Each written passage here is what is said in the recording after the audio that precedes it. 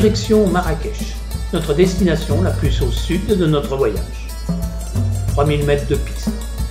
L'anecdote dont je me souviens au sujet de cet aérodrome, c'est celle d'un avion de tourisme, comme le nôtre, qui se serait crashé au décollage, car un passager clandestin se serait glissé dans le fuselage, derrière les sièges arrière, en entaillant la toile du fuselage.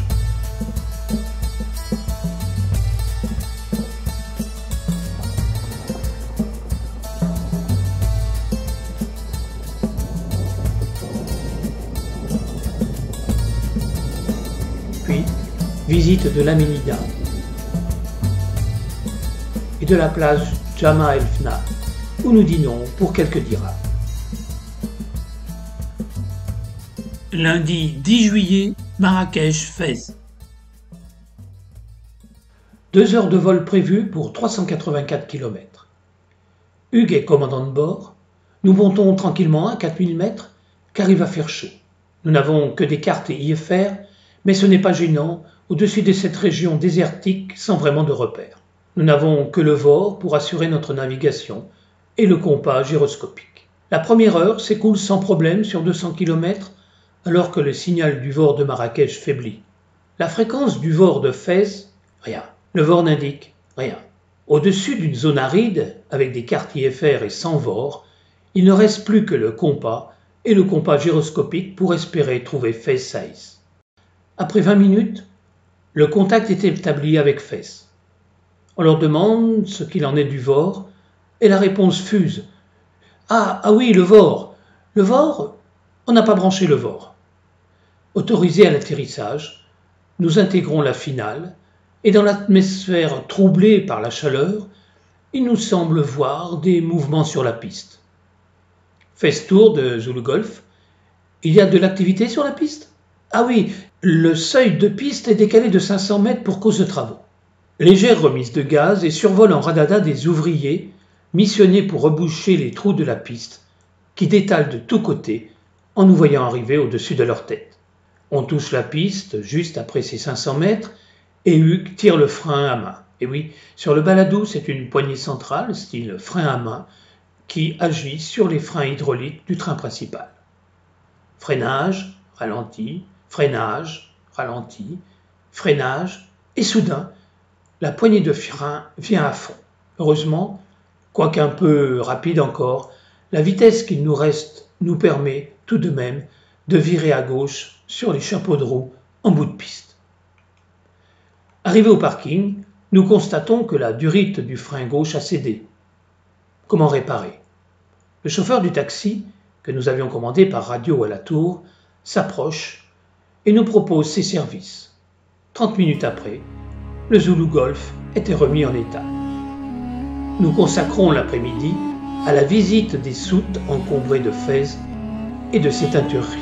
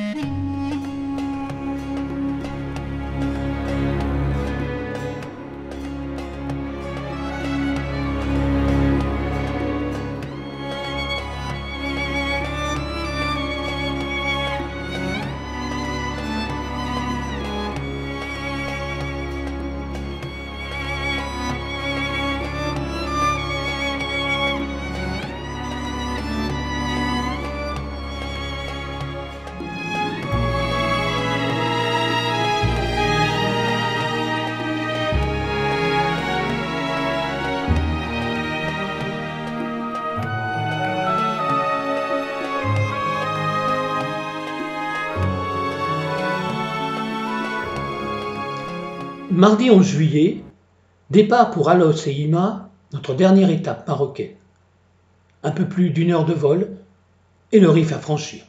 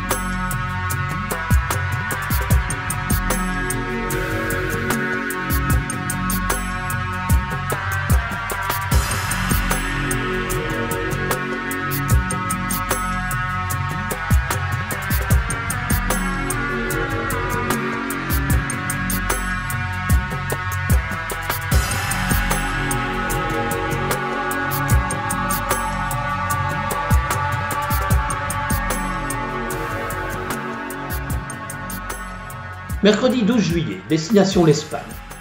Nous faisons une courte escale à Tétouan sans revenir à Tanger pour traverser la Méditerranée en suivant une trajectoire directe jusqu'à Almeria, et après avoir passé la douane et fait les pleins, nous avons l'approbation de notre plan de vol pour ce vol en monomoteur d'1h35 au-dessus de la Méditerranée. On rejoint le niveau 115 et on reste à l'écoute de notre moteur. Avec la brume humide de la mer, nous n'avons plus vraiment de frontière entre la mer et le ciel et sommes coupés de toute vue de la terre pendant une demi-heure. Mais là, les vols fonctionnent. Atterrissage parfait à Almeria avec un bon vent de mer, 90 degrés de travers. Par contre, le contrôleur a trouvé le temps un peu long. Hugues nous ayant annoncé en très longue finale depuis le niveau 115, ça fait une approche un peu longue et le contrôleur nous cherchait près de la piste. En ce temps-là, pas de la radar, ni de transpondeur, tout dans la procédure radio. Jeudi 13 juillet. Passage au bureau de piste, contrôle des licences, dépôt du plan de vol, plein du Zulu Golf, et nous sommes partis pour traverser l'Espagne du sud au nord d'une traite. Almeria-Perpignan, 793 km, 4 heures.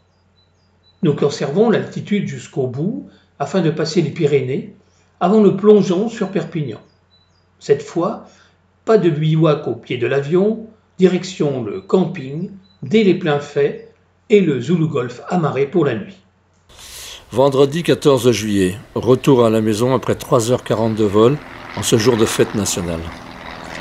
Nous avions convenu avec Gabi de lui ramener l'avion pour le week-end. À 17h15, c'est l'arrivée à Belfort. Nous avons bouclé notre voyage. 4 jeunes de moins de 21 ans ont réalisé ce projet plutôt rare pour l'époque au sein d'un club. Et tout cela sans téléphone portable, sans communiquer régulièrement avec les responsables du club. Quelle confiance ils ont eue. À l'époque, M. Soberli, qui était chef pilote et également instructeur, nous avait tous eus, soit en tant qu'élèves depuis les débuts ou repris. Il nous connaissait bien.